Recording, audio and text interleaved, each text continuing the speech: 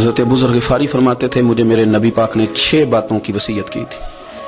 سب سے پہلے حضور نے فرمایا تھا ابو ذر مسکینوں سے محبت کرتے رہنا۔ دوسرا نبی پاک صلی اللہ علیہ وسلم نے فرمایا تھا جب بھی دیکھنا نیچے والوں کو دیکھنا، اوپر والوں کو نہ دیکھنا، مالداروں جاگیرداروں پہ توجہ نہ کرنا، ذہن خراب ہوگا، نیچے دیکھنا، غریبوں کی طرف توجہ رکھنا۔ تیسرے نمبر پر نبی پاک صلی اللہ علیہ وسلم نے فرمایا تھا ہر حال میں حق بات کہنا اگرچہ وہ کڑوی ہو۔